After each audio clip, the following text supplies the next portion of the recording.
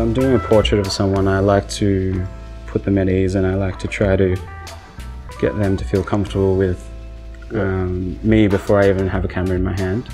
So I try to develop a certain connection with someone, and that's what I'm trying to capture. Connection. Yeah. And it's through creating the photographs of, I guess, my perspective or what's going on internally, that sharing the photo of someone else is through my perspective, and in turn allowing someone else to see a lot more of me. So you're sharing a piece of yourself. Yeah.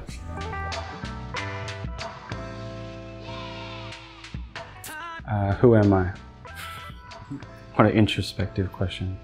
I'm an Australian photographer from Geelong, a small town in Victoria. Yeah, I've been here since I was born. I was born here. I think for a long time, I've only ever known it as home. Yeah. And I think a part of that has resulted in feeling a sense of restlessness of not being stimulated enough in a town that there's not too much happening. Yeah, so it's kind of almost nurtured a little bit of that desire to explore a little further than the boundaries of where I'm from. And I think it also probably encourages your imagination. I feel like, yeah, it develops a bit of a need for creativity in a place where there's not too much happening, or you don't have so many outlets to express yourself like you might find in Melbourne. That acceptance of wearing out their clothes, or protesting for something. So last November I went to Vietnam, and I kind of went with a little bit of the intention of trying to document as much of that trip as possible. I didn't really have too much of a theme in mind, but I just wanted to capture what it was like to be there for 3 weeks, with not too much expectation of the results, just trying to be as present as possible and trying to not worry about how many photos I took or what photos I took, but just the fact that I did continue to take photos. And yeah, I just focused on trying to capture anything that caught my attention. People, children running around, animals on the street, people interacting with one another, sometimes just how the light fell. It was never about representing the country in any way. It was about representing the experience that I had individually. I could have been anywhere, but it was just documenting how I felt to be somewhere different. What kind of stood out to me. With photography, you have the freedom to kind of say who you are. And you can kind of say something quite honest and frank in photography and feel detached from the judgments that are put onto the photographs themselves. I went to the north part of Vietnam called Sapa.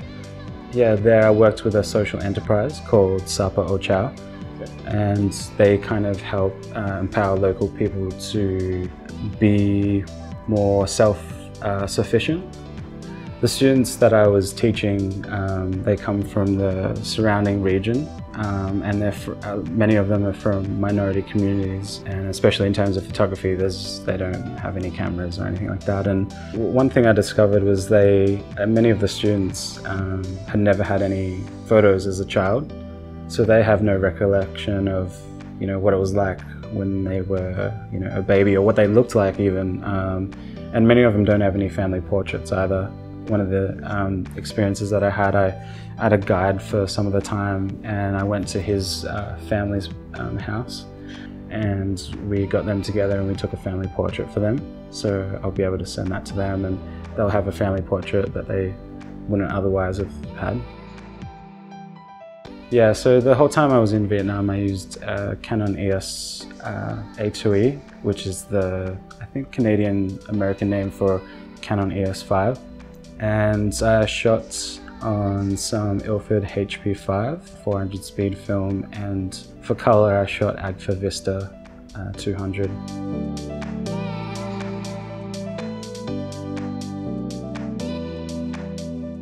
So yeah, I've gone to Vietnam and come back and decided I'm going to have an exhibition, and I've gone through those photos and created a selection of those that are going to be showcased at Analogue Academy.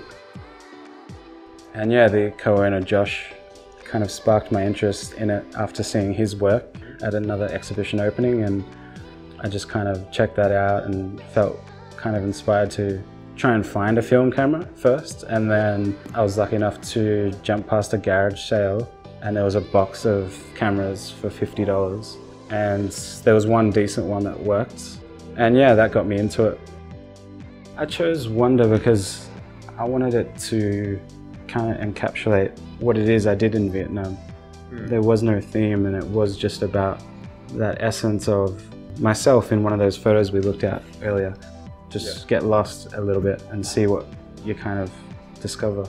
It's going from the 17th of January to the 1st of March.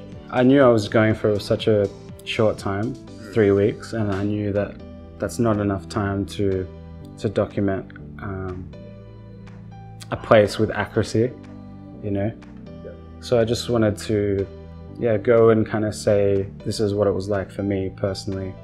I think I was realistic in the sense that what's going to feel new to me is going to be quite cliche and, you know, a common experience for most people traveling to a new place, and especially the same place. But I think trying to achieve something visually that's unique to someone else, I try to do that no matter where I am through, I think, developing a unique connection with my subject. You know, I could take a photo of the same thing as someone else, but I think the experience that I have with, say, a particular person is going to be unique to anyone else. Yeah, so I got back, I'd already got all of my colour film developed. I actually got that sponsored by Nadar Photo Club over in Hanoi. And then I got home and I developed all my black and white just at home with my own stuff. And then from there I scanned it Film Never Die.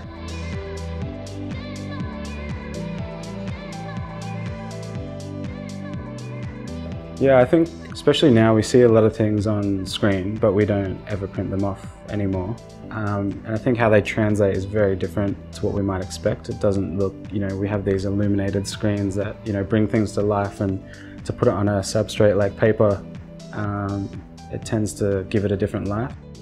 Yeah, it's been a great little experience. Like, you know, obviously going to Vietnam is great in itself, but to be able to do something with the photos, to display them and share them with people that support me, it's been made easier, and I've been able to achieve a lot more with support, like people like Ilford with the film, Nadar with the, you know, developing Film Never Die, you know, just a sense of community there as well, and you know, obviously Analogue as well down in Geelong.